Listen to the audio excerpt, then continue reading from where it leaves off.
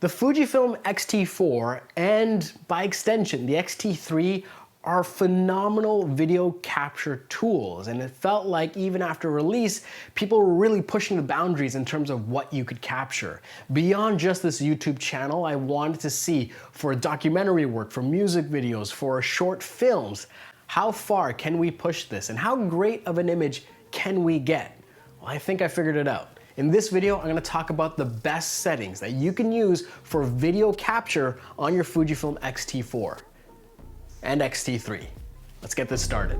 But God might be on vacation, and the promised land they ain't never promised. My baby telling me to be patient, but the devil always working overnight, my darling. Good morning, everyone. Welcome back to the channel. My name's Gajan. If it's your first time here, I truly appreciate you guys clicking the thumbnail and checking it out. I will say the word cinematic gets thrown around a lot on YouTube, like a promo code for Squarespace. So let me qualify this a bit. When I say cinematic, I'm talking about footage that has a healthy and nice, smooth, dynamic range to it, where valuable information isn't being clipped out, and it also feels natural and lived in a way. It feels lived in a way. Let's roll that back a little bit. It feels like there's a world beyond this. It has a traditional film feel. So that's kind of what I'm talking about when I say cinematic. With that sort of preface out of the way, I wanted to find out how can I get that kind of footage on my Fujifilm system. I have an X-T3 behind me, and we use a few more X-T4s for the video production that we do. And beyond this YouTube channel, we're doing music videos and short films and documentary work. And I really want to make sure that the settings that I use were scalable, replicable, and ultimately gave me the best raw ingredients for my production. Like many of you, I jumped straight to YouTube to find out if there was an expert that had already solved this problem, and my quest led me to exactly the person that I had hoped to find. Meet Aditya. He is a professional cinematographer from India, and he's been making music videos and films that have garnered hundreds of millions of views, but more importantly, truly feel special to watch. He's also a YouTuber that shares his creative journey pretty openly, and after going down the rabbit hole with his content, I had to reach out and pick his brain. But I actually made a switch completely with to Fuji X-T2 and X-T3s, and then now I'm using Fuji X-T4, which is like my daily driver. But man, I can't stress enough how great these small cameras are. They are small in size, and that's all it is. The image that comes out of it, the kind of things you can do with them is, man, it's just magical.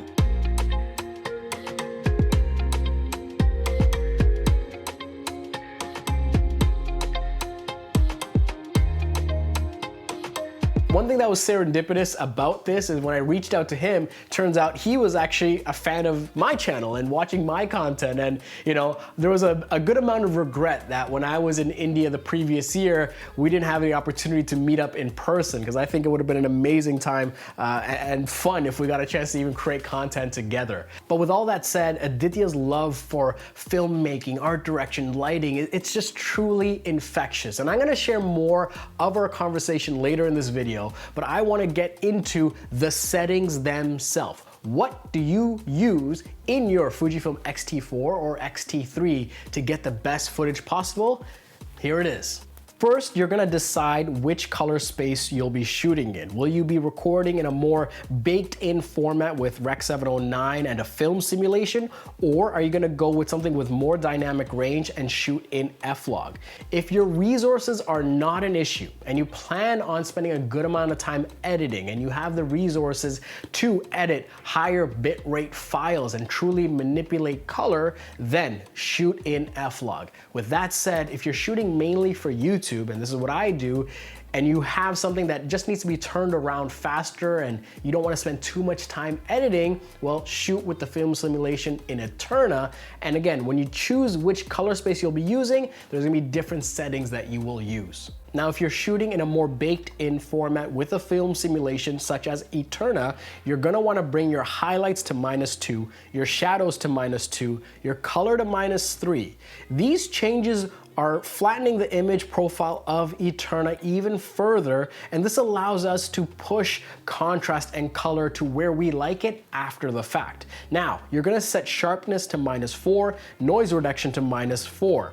And if the environment you're shooting in, if it has a very big gradient between your brightest point and your darkest point, imagine shooting on a bright sunny day, for example, then you'll want to bump your dynamic range to 200 or 400%. You can make this easier by saving this as a recipe, as a custom recipe in your Fujifilm camera that you can go back to and use over and over again. All in all, what you're doing here is you're allowing the Fuji camera to choose the color in which you're shooting in, but you're reining back some of that in-camera sharpening and noise reduction so that you have more granular control after the fact. Now, if you're shooting in F-Log, you'll notice that some of these settings disappear, such as color and tone curve. You won't be able to go in and change these because of the format that you're capturing in, and that is okay. But you can still go in and rein back that noise reduction to ensure that you have the best starting point possible for your editing process. With all our critical settings in place, let's take a look at some other settings you might want to control.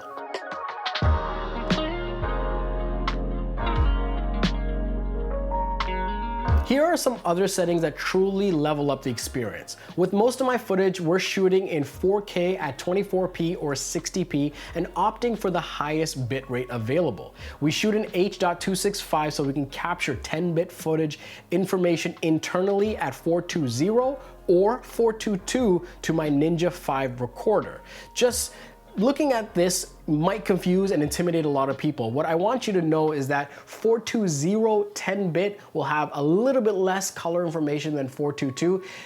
Okay, it's not a little bit, it's quite a bit, but a lot of those colors may not matter if you're only delivering to YouTube and allowing you to keep file sizes down and turn over your edits quickly. 420 is plenty okay. That's what these voiceovers are all recorded in. When we're going after the fact and maybe even working with a professional colorist, 422 10-bit, that's the way we go. I also have the manual focus assist to peaking at yellow because this feels a bit more natural and easier to gauge manual focus. But here is the critical tip. Unlike some cinema cameras, the Fujifilm sensors are not very forgiving when you underexpose and even less forgiving when you overexpose. This is why we have our zebra set to 90%. Never, never, ever overexpose on your Fujifilm camera. Use the histogram and make sure there isn't any information clipping on either side, but especially to the right where your highlights live. Leverage the zebras to ensure that most of the frame is exposed correctly. Now, most of you may know that your shutter speed should be double what your frame rate is, and you might make micro adjustments to offset any flickering from artificial lighting. But what about ISO? Well, when it comes to the X-T4 and X-T3, this sensor, it's not truly dual native ISO, but you want to shoot at 800 or 3200. These are where the sensors will give you the cleanest signal to noise ratio, keeping that low enough so that it is manageable noise. So set your ISO to 800 and then change your settings around that. And if it's too bright, this is where you'll need an ND filter. A variable ND will come in handy because it'll allow you to bring that exposure down and open up that aperture if needed. In low light environments, go to 3200 and adjust your settings as needed. Going beyond that, you're gonna hit a lot more noise that might require far more intensive processes to rein back. In short, go for ISO 800 whenever you can, and if you need more light, bump it up to 3200, adjust your settings accordingly, and always pack a variable ND filter. You don't wanna leave home for a video production without it.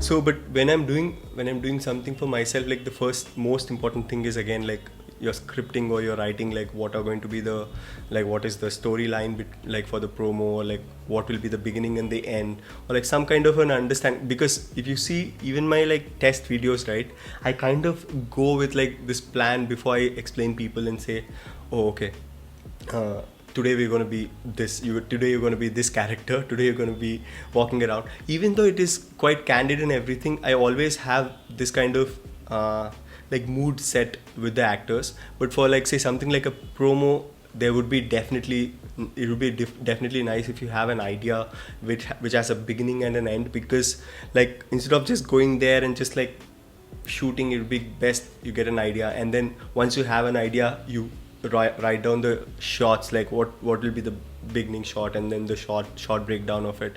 And then once you get the short breakdown, you can see the location and say, oh, here probably this shot will work, or here this will work. And then once you have that, again you choose like, oh, what kind of lenses I want to use for this particular model, because you see her pictures on Instagram, or you go through her videos and stuff, like what works best for her look, what lenses would work better for her. Because some people, like, they always have this cliche thought that, oh, in the sense that like I'll only use 85mm for portrait lens, portraits, and I'll only use like 35mm or like for this landscape and stuff. So if you break those things and just think of, oh, for the story, if this will work or not, this particular set of lenses that I'm going to take will work or not.